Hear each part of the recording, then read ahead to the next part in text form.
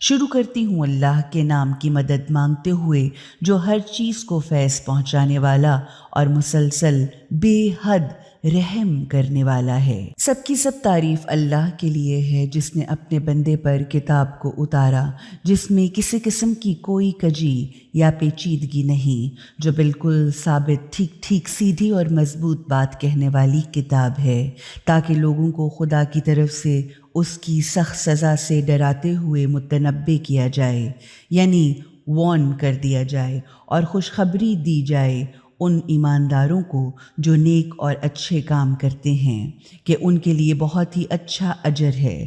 جس میں وہ ہمیشہ ہمیشہ رہیں گے، اور آنے والی سزا سے ڈراتے ہوئے خبردار اور وارن کرے ان لوگوں کو جو یہ کہتے ہیں کہ اللہ نے کسی کو اپنا بیٹا بنا لیا ہے، حالانکہ نہ خود ان کو اور نہ ان کے باپ دادا کے پاس اس بات کی کوئی علمی دلیل ہے۔ یہ بہت بڑی بری بات ہے جو ان کے منہ سے نکل رہی ہے، وہ صرف جھوٹ بکتے ہیں۔ اگر وہ لوگ یہ بات نہ مانیں گے تو آپ صلی اللہ علیہ وآلہ وسلم تو شاید ان کے غم میں جان ہی دے دیجیے گا۔ آپ ان کا غم نہ کھائیں، اس لیے کہ ہم نے جو کچھ بھی کہ زمین پر ہے اس کو زمین کی سجاوٹ کا ذریعہ بنایا ہے، تاکہ ان لوگوں کا امتحان لیں کہ ان میں سب سے اچھے نیک کام کرنے والا کون ہے،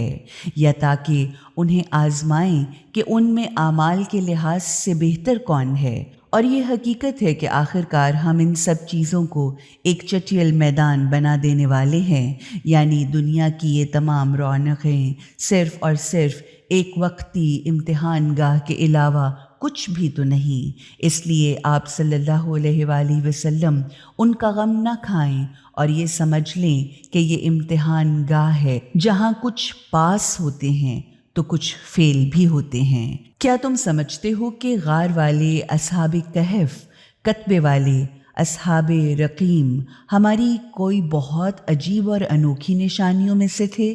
جب ان جوانوں نے غار کی طرف پناہ لے کر کہا، اے ہمارے پالنے والے مالک، ہمیں اپنی طرف سے خاص لطف و کرم عطا فرما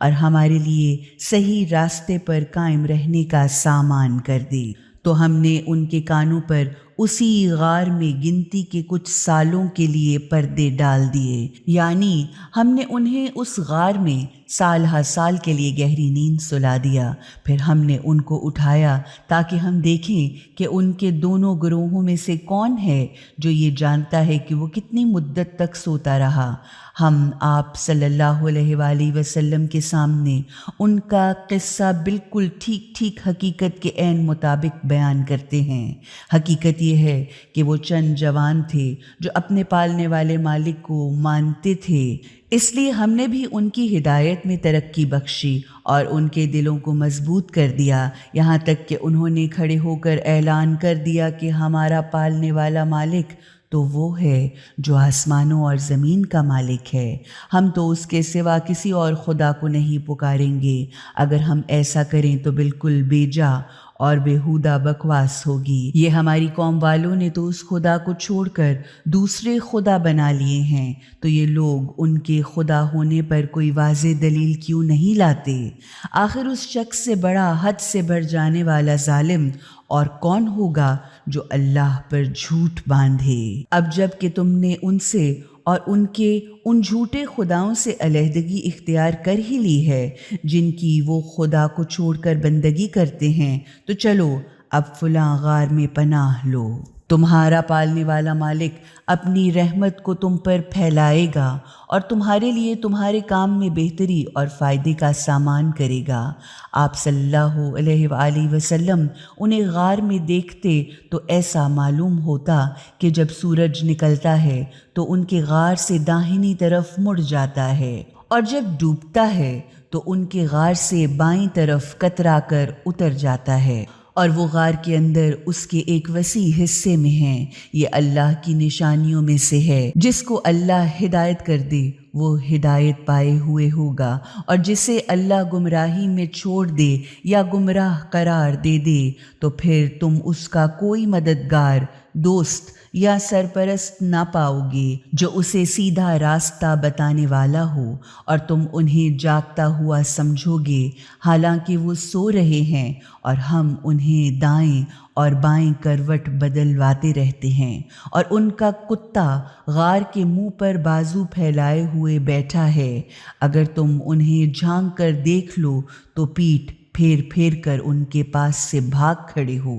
और तुम्हारे दिलों में उनका रोब दाब और दहशत बैठ जाए। और एक दफ़ा यूं ही हमने उन्हें उठाकर बिठा दिया ताकि वो आपस में सवाल जवाब करें, तो उनमें से एक ने पूछा, कहो इस हाल में तुम कितने दिन रहे? तो दूसरे ने कहा, दिन भर या दिन का कुछ हिस्सा। तो पूछने वालों ने कहा, तुम्हारा पालने वाला मालिक ही खूब जानता है और तुम कितना रहे। अच्छा, तो अब अपने एक साथी को चांदी का एक सिक्का देकर शहर भेजो और वो ये देखे कि सबसे अच्छा खाना कौन सा है, फिर वहाँ से वो तुम्हारे लिए कुछ खाना ले आए। और लाजिम है कि वो ज़रा होशियारी से काम लेते हुए मोहतात और मुनासिब रवैया इख्तियार करे और किसी और को भी तुम्हारी खबर न होने दे। यकीनन अगर वो लोग तुम पर काबू पा गए तो तुमको संसार करके छोड़ेंगे, तो फिर तुम्हें अपने मज़हब पर वापस ले आएंगे।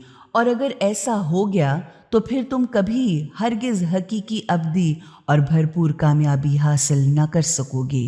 और इस तरह हमने उनको यानी शहर वालों को और ख़ुद उनको उनका हकीकी हाल बता दिया ताकि उन्हें मालूम हो जाए कि अल्लाह का वादा सच्चा है और ये भी कि क़यामत के आने में कोई शक नहीं है। और वो वक्त भी याद करो कि जब वो लोग आपस में अस्हाबे कहफ के मामले में बहस व मुबाहिसा और झगड़ा कर रहे थे। कुछ ने तो कहा कि इनके गार के मुंह पर एक दीवार चुन दो, क्योंकि खुद उनका पालने वाला मालिक ही उनका हाल खूब अच्छी तरह जानता है। मगर जो लोग उनके मामलात पर गालिब आए उन्होंने कहा कि हम तो इनके गार पर एक मस्जिद बनाएंगे। अब अन करीब कुछ लोग तो ये कहेंगे कि वो 3 आदमी थे जिनका चौथा कुत्ता था, और कुछ दूसरे लोग कहेंगे कि वो 5 आदमी थे जिनका छठा कुत्ता था। ये सब बेतुकी गैब की छुपी हुई बातें बताने के तौर पर हाँक रहे हैं, जबकि कुछ और लोग ये कहेंगे कि वो 7 आदमी थे और उनका 8वां कुत्ता था। आप सल्लल्लाहु अलैहि वसल्लम फरमा दें कि मेरा पालने वाला मालिक ही बेहतर जानता है कि वो कितने आदमी थे। उनकी तादाद सिवाय चंद आदमियों के कोई नहीं जानता। तो आप सल्लल्लाहु अलैहि वसल्लम उनके बारे में उन लोगों से बहसो मुबाहिसा ना फरमाएं सिवा उस बहस के जो बिल्कुल साफ हो, और उन असहाबे कहफ के बारे में उन लोगों में से किसी एक से भी कुछ न पूछें, और किसी चीज़ के बारे में भी कभी ये ना कहा कीजिए कि कल मैं ये काम कर दूंगा, मगर इस शर्त के साथ कहा कीजिए इंशाअल्लाह, अगर अल्लाह चाहेगा। और अगर बर वक्त ये कहना भूल जाएं तो फ़ौरन अपने मालिक को याद कर लीजिए और दुआ कीजिए कि उम्मीद है कि मेरा पालने वाला मालिक मेरी इस मामले में और भी ज़्यादा सही तरीक़ाकार की हिदायत फरमाए। गर्ज़ वो अपने गार में 300 साल रहे और उस पर 9 साल और बढ़ गए। आप फरमा दें कि अल्लाह खूब जानता है कि वो कितना रहे, क्योंकि उसी को आसमान और ज़मीन की तमाम छुपी हुई बातों की खबर है और उनको खूब अच्छी तरह से देखने वाला और सुनने वाला है। उसके अलावा उनका कोई सरपरस्त और देखभाल करने वाला नहीं है और वो अपनी हुकूमत में किसी को भी शरीक नहीं करता। और आप सल्लल्लाहु अलैहि वसल्लम अपने पालने वाले मालिक की किताब में से जो आप पर वही की गई है जूं का तू सुना दीजिए, क्योंकि उसकी बातों का बदलने वाला कोई नहीं और आप उसके सिवा उससे बचने की कोई पनाह की जगह भी न पाएंगे। आप सब्र से काम लेते हुए अपने को उन लोगों के साथ रखिए जो अपने पालने वाले मालिक को सुबह और शाम पुकारते हैं, क्योंकि वो उसी की रज़ामंदी और खुशी के तालिब हैं, और उनसे हरगिज़ निगाह को ना फेरिए। क्या तुम लोग दुनिया की ज़ेब व ज़ीनत, सजावट और बनावट اور ظاہری خوبصورتی کو پسند کرتے ہو اور کسی ایسے آدمی کی اطاعت نہ کیجیے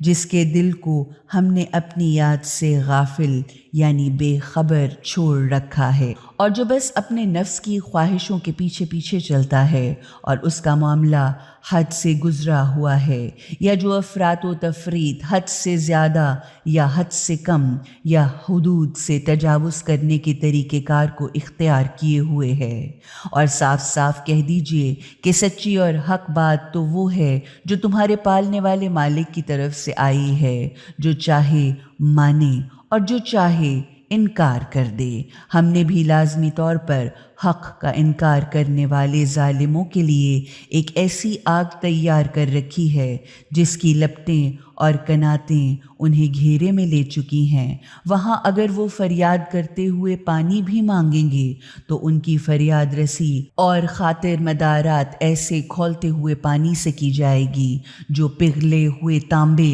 اور تیل کی تلچھٹ جیسا ہوگا، جو ان کے منہ اور چہروں کو بھون کر رکھ دے گا۔ وہ کیا ہی بدترین پینے کی چیز ہوگا، اور ہمیشہ رہنے کے لیے وہ جگہ کتنی بری ہے۔ رہے وہ لوگ جو حق کو مانتے ہیں اور اچھے اچھے کام پابندی سے کرتے رہے ہیں، تو یقیناً ہم ایسے نیک عمل لوگوں کا اجر کبھی ضائع نہیں کیا کرتے۔ ان کے لیے تو سدا بہار جنت کے گھنے اور سرسبز باغات ہیں جن کے نیچے نہریں بہہ رہی ہیں۔ وہاں انہیں سونے کے کنگنوں سے بنا سجایا جائے گا اور باریک ریشم اور اطلس و دیبا کے سبز کپڑے پہنائے جائیں گے۔ وہ وہاں اونچی اونچی مسندوں پر تکیے لگائے ہوئے بیٹھے ہوں گے۔ کیا کہنا اس اجر و ثواب کا، اور کیا ہی اچھی ہے یہ جگہ ہمیشہ آرام سے رہنے کے لیے۔ ان کے سامنے دو آدمیوں کی مثال پیش کیجیے، جن میں سے ایک کو تو ہم نے انگور کے 2 باغ دیے اور ان باغوں کو چاروں طرف سے کھجور کے درختوں کی باڑ سے گھیر دیا ہے، اور درمیان میں کھیتی کے لیے زمین رکھی ہے۔ دونوں باغوں نے خوب پھل دیے اور ان میں کچھ کمی نہ کی، اور ان باغوں کے بیچوں بیچ ایک نہر بھی بہا دی۔ پھر جب اسے خوب پھل اور نفع ملا تو ایک دن وہ اپنے ساتھی سے بات کرتے ہوئے بولا، میں تو تجھ سے زیادہ مالدار ہوں، اور میرے پاس طاقتور آدمیوں اور نوکروں کی تعداد بھی تجھ سے کہیں زیادہ ہے، یعنی میں تجھ سے زیادہ طاقتور نفری بھی رکھتا ہوں۔ پھر وہ اپنے باغ میں داخل ہوا اس حالت میں کہ وہ اپنے اوپر ظلم کرنے والا تھا۔ پھر کہنے لگا، میں تو نہیں سمجھتا کہ یہ باغ کبھی تباہ ہوگا، اور میں تو نہیں سمجھتا کہ قیامت قائم ہونے والی ہے، اور اگر مجھے میرے مالک کی طرف پلٹایا بھی گیا تو میں لازمی طور پر اس سے بہتر اور شاندار جگہ پاؤں گا۔ یہ سن کر اس غریب ساتھی نے اس سے کہا، کیا تو اس ذات کا انکار اور کفر نعمت کرتا ہے جس نے تجھے مٹی اور پھر نطفے جیسی معمولی چیز سے پیدا کیا، پھر تجھے بالکل ٹھیک ٹھاک پورے کا پورا آدمی بنا کر کھڑا کر دیا؟ رہا میں تو وہی اللہ میرا بھی پالنے والا مالک ہے، اور میں اپنے پالنے والے مالک کے ساتھ کسی کو شریک نہیں کرتا۔ اور آخر کیوں ایسا نہ ہوا کہ جب تو اپنے باغ میں داخل ہو رہا تھا تو کہتا، ماشاء اللہ، جو اللہ چاہتا ہے وہی ہوتا ہے، لا قوت الا باللہ، کسی میں کوئی طاقت نہیں سوا اللہ کے سہارے کے۔ اگر تم مجھے اپنے سے مال اور اولاد میں کم دیکھ رہے ہو تو عنقریب بہت ممکن ہے کہ میرا پالنے والا مالک مجھے تمہارے باغ سے کہیں بہتر باغ عطا فرما دے، اور تمہارے باغ پر آسمان سے بجلیاں بھیج دے جس سے یہ باغ صاف اور چٹیل میدان بن کر رہ جائے، یا اس کا پانی زمین کے بہت نیچے اتر کر بالکل خشک ہو جائے اور پھر تم اسے کسی طرح بھی حاصل نہ کر سکو۔ اور آخر کار یہ ہوا کہ اس باغ کے پھلوں کو گھیرے میں لے لیا گیا اور اس کے سارے پھل برباد ہو گئے، اور وہ اپنی اس لاگت پر ہاتھ ملتا ہی رہ گیا جو اس نے اس باغ پر لگائی تھی، کیونکہ اب وہ باغ اپنی چھتوں کے ساتھ الٹا گرا پڑا تھا۔ اب وہ کہہ رہا تھا، کاش میں اپنے پالنے والے مالک کے ساتھ کسی کو شریک نہ ٹھہراتا۔ اب اللہ کو چھوڑ کر اس کے لیے کوئی گروہ نہ تھا جو اس کی مدد کرتا، اور نہ وہ خود ہی اس قابل رہا تھا کہ اپنے لیے کوئی مدد حاصل کر سکتا۔ اب اسے معلوم ہو گیا کہ حقیقتاً کام بنانے کا سارا اختیار تو صرف اللہ کے پاس ہے، جو ایک ثابت حقیقت ہے۔ انعام وہی بہتر ہے جو وہ بخشے، اور انجام وہی بخیر ہے جو وہ دکھائے۔ اور ان کے سامنے دنیا کی زندگی کی یہ مثال پیش کیجیے کہ جیسے وہ پانی ہے جسے ہم نے اوپر سے برسا دیا، جس سے زمین کی نباتات بہت زیادہ گھنی ہو گئی، اور اس کے بعد وہی نباتات بھس بن کر چورا چورا ہو کر رہ گئی، جسے اب ہوا ہر طرف اڑائے لیے پھرتی ہے۔ دیکھ لیا کہ اللہ ہر چیز پر پوری قدرت رکھنے والا ہے۔ غرض مال اور اولاد تو صرف دنیا کی زندگی کی رونق ہیں، مگر یہ باقی رہنے والی نیکیاں ہیں جو تمہارے پالنے والے مالک کے ہاں اس دنیا سے کہیں بہتر ہیں، اجر و ثواب کے لحاظ سے بھی اور اچھی امیدیں باندھنے کی حیثیت سے بھی۔ اس دن جب ہم پہاڑوں کو چلا دیں گے اور تم زمین کو بالکل چٹیل صاف کھلا ہوا دیکھو گے، اور ہم سب کو اس طرح جمع کر دیں گے کہ اگلوں پچھلوں میں سے کسی کو بھی نہ چھوڑیں گے، اور سب کے سب تمہارے پالنے والے مالک کے سامنے قطار باندھے پیش کیے جائیں گے۔ دیکھا، اب آ گئے نا تم ہمارے پاس، بالکل اسی طرح جیسا کہ ہم نے تم کو پہلی بار پیدا کیا تھا۔ تم تو یہ سمجھ بیٹھے تھے کہ ہم نے تمہارے لیے کوئی وعدے کا وقت مقرر ہی نہیں کیا ہے۔ اب تمہارے عمل کی کتاب تمہارے سامنے رکھ دی جائے گی، تو اس وقت تم مجرموں کو دیکھو گے کہ وہ اس چیز سے بری طرح ڈر رہے ہوں گے جو ان کے اعمال کی کتاب میں لکھا ہے، اور کہہ رہے ہوں گے، ہائے ہماری کم بختی، یہ کیسی کتاب ہے کہ جو ہماری کسی چھوٹی بڑی حرکت کو لکھے اور گھیرے بغیر چھوڑتی ہی نہیں۔ غرض جو کچھ بھی انہوں نے کیا تھا وہ سب کا سب اپنے سامنے موجود پایا، اور دیکھ لیا کہ تمہارا پالنے والا مالک کسی پر ظلم یا زیادتی نہیں کیا کرتا۔ اور جب ہم نے فرشتوں سے کہا کہ آدم علیہ السلام کو سجدہ کرو تو سب نے سجدہ کر لیا سوائے ابلیس کے جو جنوں میں سے تھا۔ وہ اپنے پالنے والے مالک کی اطاعت کے دائرے ہی سے نکل گیا، یعنی اس نے اپنے پالنے والے مالک کے حکم کو نہ مانا۔ تو کیا اب تم لوگ مجھے چھوڑ کر اس کو اور اس کی اولاد کو اپنا دوست اور سرپرست بناؤ گے، حالانکہ وہ تمہارے دشمن ہیں؟ یہ بہت ہی برا بدل ہے جو ظالم لوگ اختیار کر رہے ہیں۔ میں نے انہیں آسمانوں اور زمین کے پیدا کرتے وقت سامنے کھڑا نہیں کیا اور نہ خود ان کی اپنی تخلیق کے وقت انہیں بلا کر اس کا گواہ بنایا تھا، اور میں ایسا ہوں بھی نہیں کہ گمراہوں کو اپنا مددگار بنا لوں۔ اور کیا حشر ہوگا ان لوگوں کا اس دن جب خدا کہے گا کہ جن جن کو تم میرا شریک سمجھتے تھے اب ان کو پکارو، تو انہوں نے ان کو پکارا تو ان شریکوں نے نہ انہیں کوئی جواب ہی دیا اور نہ وہ ان کی مدد کے لیے آئے، تو اس پر ہم نے ان دونوں کے لیے ایک مشترک ہلاکت اور تباہی کا گڑھا بنا دیا، یعنی پھر ہم نے ان دونوں کے درمیان دشمنی ڈال دی۔ اور جب ان سارے مجرموں نے آگ کو دیکھ لیا تو وہ سمجھ گئے کہ اب ان کو اس میں گرنا ہی ہے، مگر پھر انہوں نے نہ تو اس آگ سے بچنے یا دور بھاگنے کا کوئی طریقہ پایا اور نہ کوئی پناہ کی جگہ پائی۔ غرض ہم نے قرآن میں لوگوں کو طرح طرح سے ہر چیز کی مثال پیش کر کے سمجھایا، مگر انسان جھگڑا کرنے میں ہر چیز سے بڑھ چڑھ کر نکلا۔ آخر ان لوگوں کو ہدایت جیسی اچھی چیز کے آ جانے کے بعد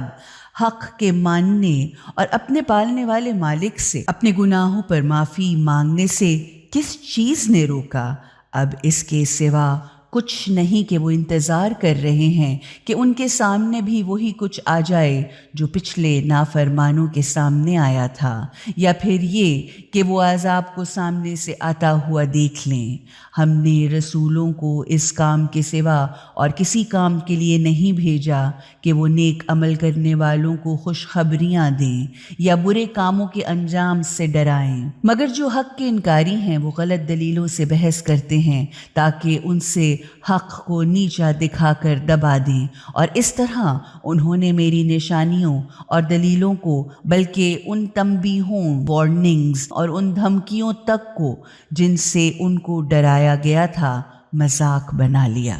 تو اس شخص سے بڑھ کر حد سے تجاوز کرنے والا ظالم اور کون ہوگا جسے اس کے پالنے والے مالک کی آیتوں، نشانیوں اور دلیلوں کے ذریعے نصیحت کی جائے اور وہ ان سے منہ پھیر لے اور ان گناہوں تک کو بھول جائے جن کو خود اس کے ہاتھوں نے کیا ہے۔ بے شک ہم نے ان کے دلوں پر پردے ڈال دیے ہیں جو انہیں قرآن یا حقیقت کی دلیلوں کو نہیں سمجھنے دیتے، اور ان کے کانوں میں ہم نے گرانی پیدا کر دی ہے۔ اب اگر آپ صلی اللہ علیہ وآلہ وسلم انہیں سیدھے راستے کی طرف بلائیے گا تو بھی وہ اس حالت میں ہیں کہ کبھی ہرگز سیدھے راستے پر نہ آئیں گے۔ واضح طور پر معلوم ہوا کہ یہ سب انجام ہے خود ان کے خدا کی نشانیوں سے منہ پھیر لینے اور اپنے گناہوں کے بھول جانے کا، جبکہ آپ صلی اللہ علیہ وآلہ وسلم کا پالنے والا مالک تو بڑا معاف کرنے والا اور رحم کرنے والا ہے۔ اگر وہ انہیں ان کے گناہوں کی سزا میں پکڑنا چاہتا تو جلدی سے ان پر اپنا عذاب بھیج دیتا، مگر ان کے لیے موت یا قیامت کے وعدے کا ایک دن مقرر ہے، اور وہ اس سے بچ کر بھاگ نکلنے کا کوئی راستہ یا پناہ کی جگہ نہ پائیں گے۔ اور یہ ہیں وہ بستیاں جن کو ہم نے تہس نہس یعنی تباہ و برباد کر ڈالا۔ جب ان لوگوں نے ظلم و ستم سے کام لیا تو ہم نے بھی ان میں سے ہر ایک کی ہلاکت کے لیے ایک وقت مقرر کر دیا۔ اور جب موسیٰ علیہ السلام نے اپنے جوان ساتھی سے کہا کہ میں تو سفر جاری رکھوں گا جب تک کہ اس جگہ نہ پہنچ جاؤں جہاں دو سمندر اکٹھا ہوتے ہیں، ورنہ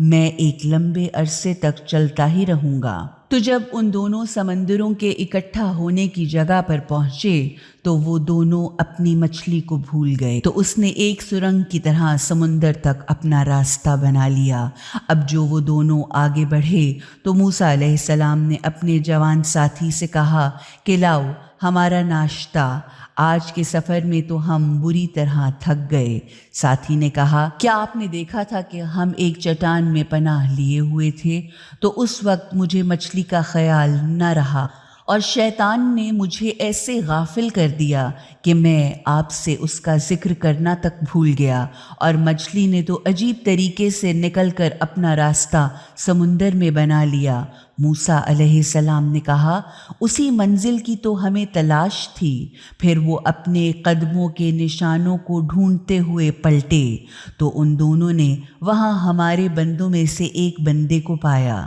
جسے ہم نے اپنی طرف سے خاص رحمت عطا کی اور اپنی طرف سے ایک خاص علم سکھایا تھا۔ موسیٰ علیہ السلام نے ان سے کہا، کیا میں آپ کے پیچھے پیچھے چل سکتا ہوں تاکہ آپ مجھے بھی اس علم اور ہدایت میں سے کچھ عطا فرمائیں جو آپ کو سکھایا گیا ہے، یعنی آپ مجھے بھی اس کے حاصل کرنے کا صحیح طریقہ بتا دیجیے۔ انہوں نے فرمایا، آپ میرے ساتھ صبر نہیں کر سکیں گے، اور جس چیز کے علم کا آپ احاطہ ہی نہ کر سکیں یا جس چیز کی آپ کو خبر ہی نہ ہو، اس پر آپ کیوں کر صبر کر سکتے ہیں؟ موسیٰ علیہ السلام نے عرض کی، اگر اللہ نے چاہا انشاءاللہ تو آپ مجھے صبر کرنے والا پائیں گے، اور میں کسی بھی معاملے میں آپ کی نافرمانی نہ کروں گا۔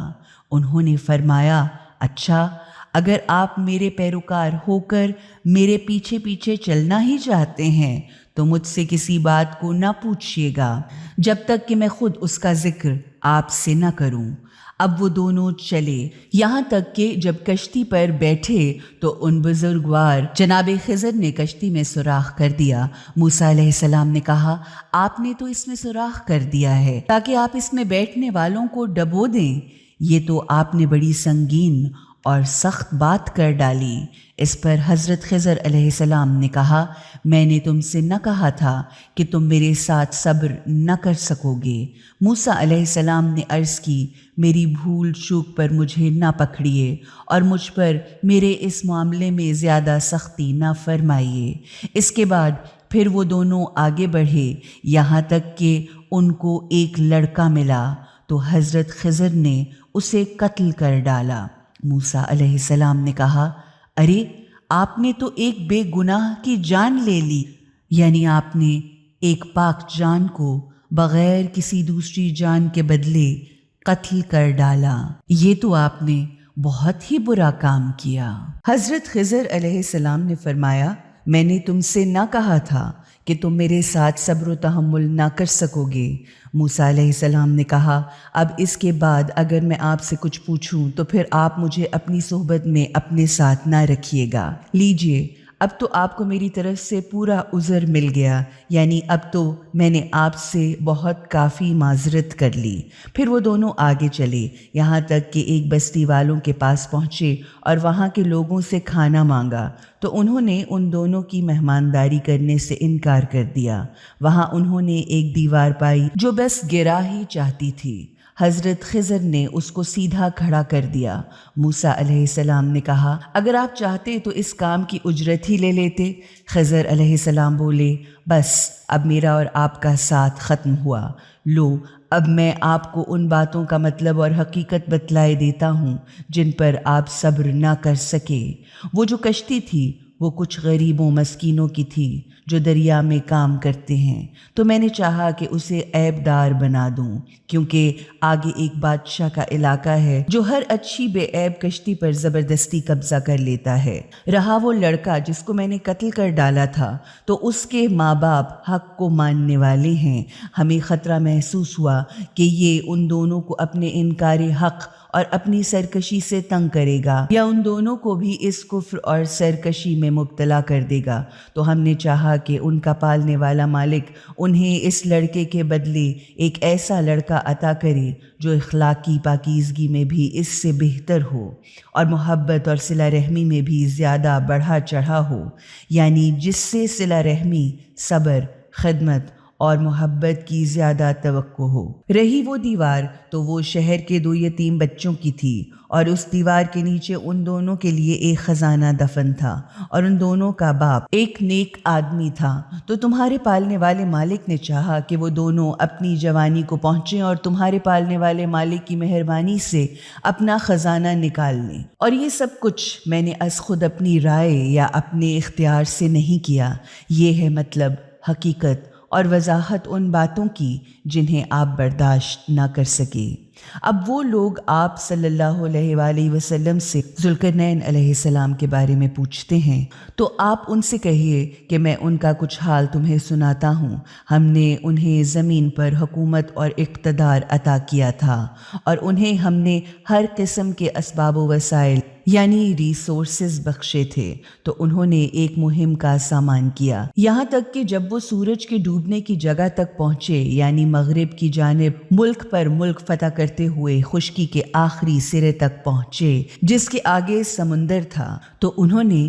سورج کو ایک گدلے چشمے کے کالے پانی میں ڈوبتے ہوئے محسوس کیا۔ غالباً یہ ایشیائی کوچک کا مغربی ساحل ہے، جہاں سمندر نے چھوٹی چھوٹی خلیجوں اور چشموں کی شکل اختیار کر لی ہے۔ وہاں انہوں نے سورج کو گدلے پانی میں ڈوبتے ہوئے مشاہدہ کیا، اور وہاں انہوں نے ایک قوم کو بھی پایا۔ تو ہم نے کہا، اے ذوالقرنین، تمہیں یہ قدرت حاصل ہے کہ خواہ تم ان کو سزا دو یا ان کے ساتھ نرمی کا سلوک کرو، تو اب یہ تمہارا امتحان ہے۔ معلوم ہوا کہ اقتدار یا حکومت ملنے پر اسی بات کا امتحان لیا جاتا ہے کہ صاحب حکومت اپنی رعایا کے ساتھ کیسا سلوک کرتا ہے۔ ذوالقرنین علیہ السلام نے کہا اب جو ظلم یا زیادتی کرے گا تو ہم اس کو عنقریب سزا دیں گے، پھر جب وہ اپنے پالنے والے مالک کی طرف پلٹایا جائے گا تو وہ اسے اور بھی سخت سزا دے گا،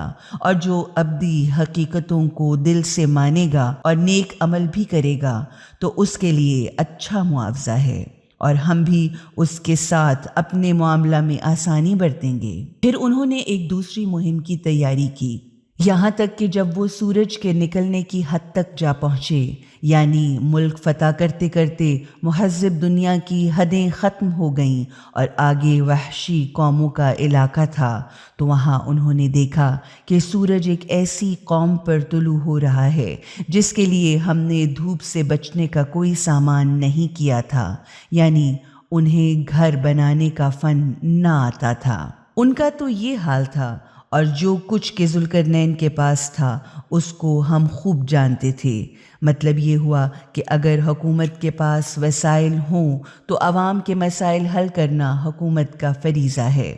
پھر انہوں نے ایک اور راستہ اختیار کیا، یہاں تک کہ جب وہ ان دونوں رکاوٹ والی دیواروں یعنی پہاڑوں کے درمیان پہنچے تو ان دونوں پہاڑوں کے ادھر ایک قوم کو پایا جو کوئی بات سمجھتی ہی نہ تھی۔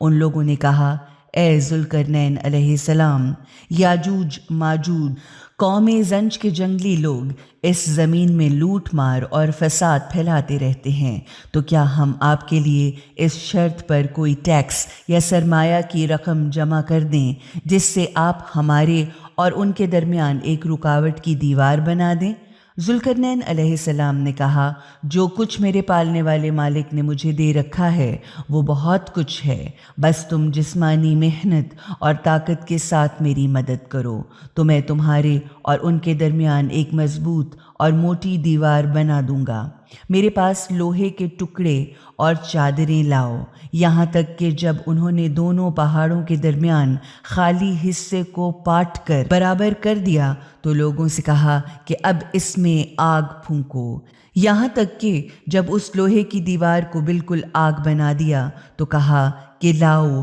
اب میں اس میں پگھلا ہوا تانبا انڈیل دوں۔ تو اب وہ جنگلی وحشی لوگ نہ تو اس پر چڑھ سکتے تھے اور نہ اس میں سوراخ کر سکتے تھے۔ ذوالقرنین علیہ السلام نے کہا یہ سب میرے پالنے والے مالک کی رحمت اور مہربانی ہے، مگر جب میرے پالنے والے مالک کے وعدے کا وقت آئے گا تو وہ اسے ڈھا کر صاف چٹیل میدان کر دے گا، اور میرے پالنے والے مالک کا ہر وعدہ بالکل سچا ہے۔ اس دن ہم لوگوں کو سمندر کی موجوں کی طرح ایک دوسرے سے گتھم گتھا ہونے کے لیے چھوڑ دیں گے، پھر سور پھونکا جائے گا تو ان سب کو پوری طرح ایک ساتھ جمع کر دیں گے، اور اس روز جہنم کو حق کے منکروں کے سامنے پورے طور پر لے آیا جائے گا، جن کی آنکھیں میری یاد سے پردہ میں رہیں اور اس لیے وہ سن نہیں سکتے تھے، یعنی جو میری نصیحت کی طرف سے بالکل اندھے بنے ہوئے تھے اور کچھ سننے کے لیے تیار ہی نہ تھے۔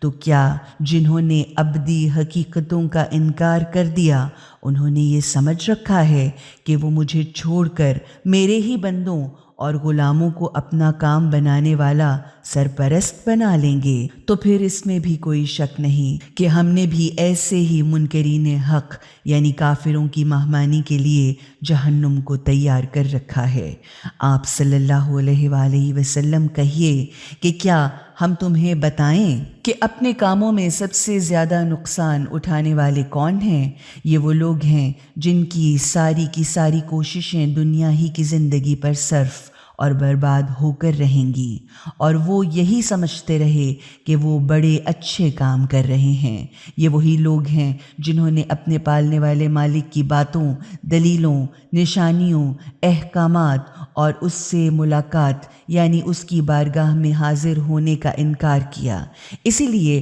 ان کے تمام کام واضح اور برباد ہو گئے، کیونکہ قیامت کے دن ہم ان کے کاموں کا کوئی وزن تک نہ کریں گے، یعنی قیامت کے دن ہم ان کے کاموں کی کوئی قدر و قیمت نہ سمجھیں گے۔ یہ جہنم ان کی سزا ہے، یہ اس وجہ سے کہ انہوں نے ابدی حقیقتوں کا انکار کیا اور میرے احکامات، باتوں، نشانیوں، دلیلوں اور میرے رسولوں کا مذاق اڑایا۔ البتہ وہ لوگ جنہوں نے ابدی حقیقتوں کو دل سے مانا اور نیک اور اچھے کام بھی کیے، ان کی مہمانداری کے لیے فردوس کے باغ ہوں گے جن میں وہ ہمیشہ ہمیشہ رہیں گے، اور وہ وہاں سے کہیں اور جانا بھی نہ چاہیں گے۔ کہیے کہ اگر سارے کے سارے سمندر میرے پالنے والے مالک کی باتوں کو لکھنے کے لیے روشنائی بن جائیں تو سمندر ختم ہو جائیں گے، مگر میرے پالنے والے مالک کی باتیں ختم نہ ہو سکیں گی،